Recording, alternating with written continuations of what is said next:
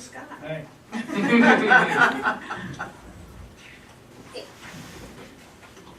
This presentation you've seen before each year, and it's a summation of numbers off of our annual financial report that's due to the state by October 15th.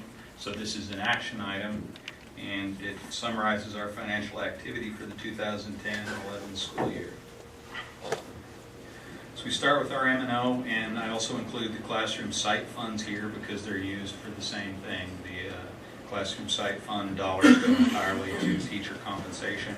I included them for this, for tonight's presentation. Classroom instruction is teachers and classroom aides. Student support are people who work directly with students, such as nurses, psychiatrists, counselors, etc. General administration, the superintendent's office, the governing board, and some ed services kinds of things. School administration is the school office, principal, assistant principal, attendance, secretarial. Central services is business services, human resources, technology. Physical plant is building maintenance, utilities are in there as well. Student transportation, and a little bit of other. The classroom instruction figure dropped by 0.92%. I did some comparisons to last year. Student support rose by 0.59. These are the things that increased or decreased by 0.5% or more. Physical plant rose by 0.95. I believe that was mostly from utilities. And remember, utilities also include telephones and things like that. Instructional support dropped by 0.58. So it looks, this slide looks very similar to last year. Scott, excuse me, could you again tell us on classroom instruction whether it rose or fell? Dropped by 0.92. So it was previously 61 even.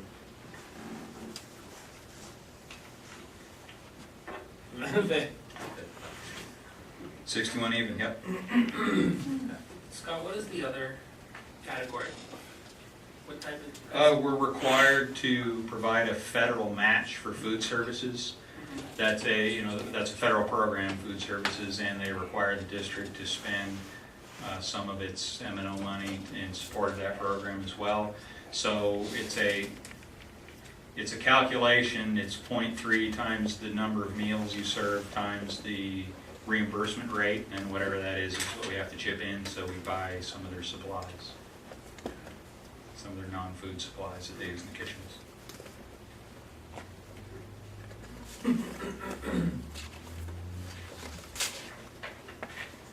Expenditures by program, there's 3 programs in M&O, and really the difference here, special ed's up 3.9%, but they're not really.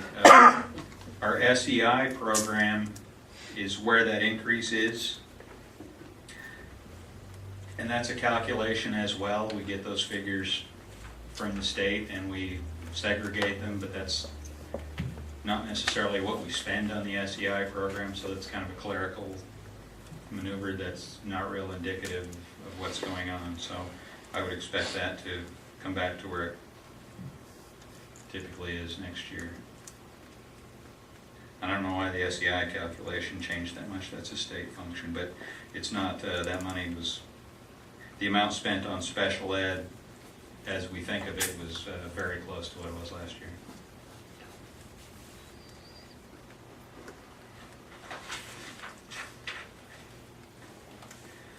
By object, salaries were down by 0.8% and benefits were up by 0.5%. The ASRS contribution rate went up. I imagine that's what counted for that. The salaries piece, I thought about, and I would venture to guess that through our first 2 years of reductions that I was involved in, we stayed away from that as much as we could. As you remember, last year our services were down, our supplies were down, all of that. We've probably done what we can do with that, and that probably caused the 0.8%. Utilities were up 0.5%.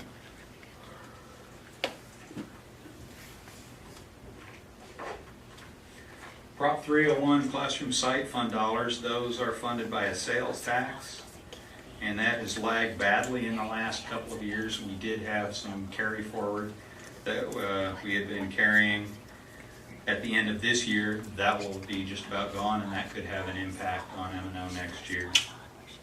We've kind of tried to smooth that a little bit as we went forward, but the state is making up for past years of high forecasts. They forecasted the sales tax revenues, set our budgets based upon that, and then revenues didn't meet it. So this year our revenues are greater than what the amount we were allowed to budget, and we had always used our cash. And so at the end of this year, our margin will be just about gone, and we'll be using whatever they give us.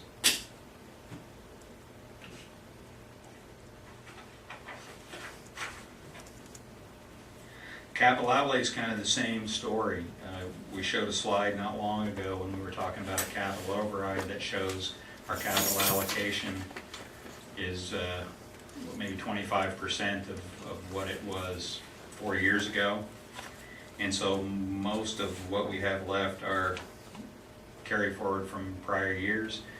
And I would imagine if we don't pass an override next year, those budget reductions will be as challenging as our M&O reductions will be. Will you repeat that comment about passing an override next year? The capital override that we This year? have on the November. I think if we don't pass it this year, it's gonna create problems for next year's budget. Okay, thank you. Adjacent ways is on there for $437,000. That's simply for the new Papago school and some utilities and such that we're putting in over there.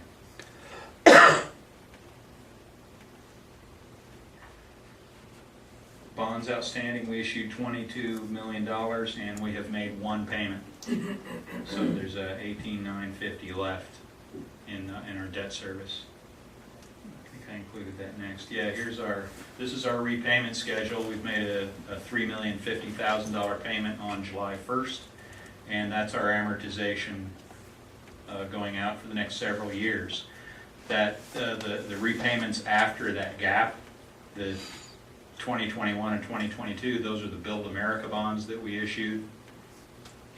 And that space there was for the next issue of $22 million.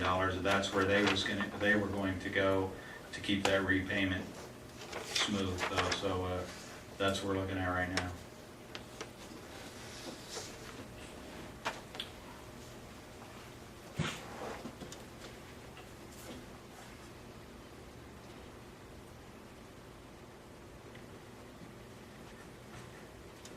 Federal and state grants.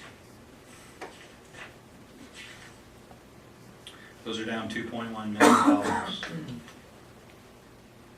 million. State grants have just about fallen off the table. That's that $377,000. That was a school safety grant, and that's really the only one that's left. This year, over the first 3 months, we've spent pretty much the last of the ARA funding, and so those won't be renewing. I would expect a similar decline this year, and for future years, we'll have to see.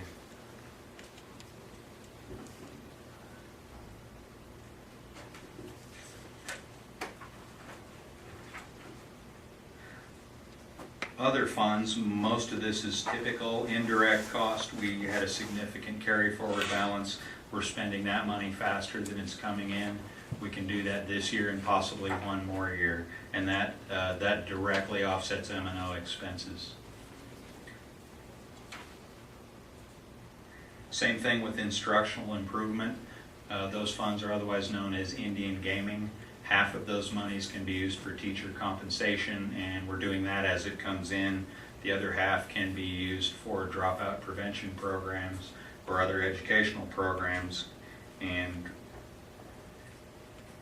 we've just begun to spend that money quicker than it's coming in. We can do that, I believe, about 3 more years. So if our revenue stream kind of turns around, we'll be okay there. Otherwise, about 3 years from now, we'll have some difficult decisions to make. So that's for those programs. On the extracurricular tax credits, is the total amount, the amount that then is allocated out to the sites, or how does that? Extracurricular tax credits? At the top, extracurricular tax credit. That money all goes straight to schools and they have what they have. And that total cash balance has remained steady. Okay. On the,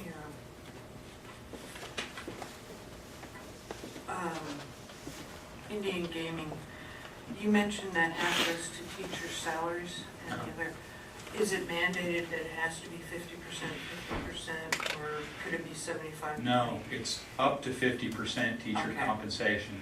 Up to 50. And we spend that 50 on teacher compensation. And the other half we had let build up for a while.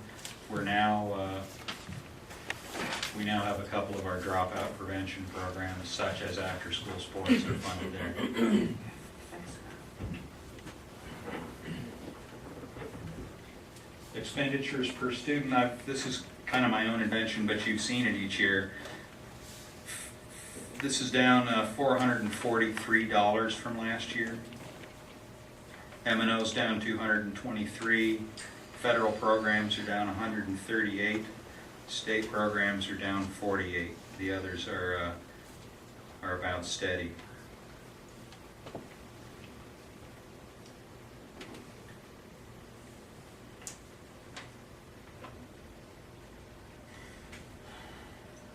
That's an average, isn't it? I added up the amounts in all those funds and divided it by the number of students that we have. It's in the 4 years that I've shown you this, it's always been in the 8,000s, and it's actually moved up and down. This is about the same as it was 4 years ago.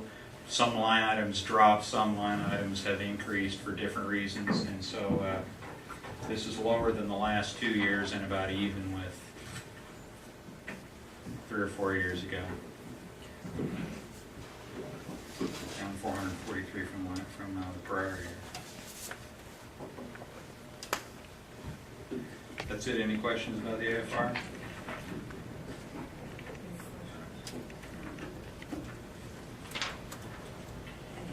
Thank you, Scott. Move the governing board approve the annual financial report for fiscal year 2010-2011. Second. It's been moved in second. All in favor? Aye. Any opposed? Motion carries. And now we have the quarterly budget review.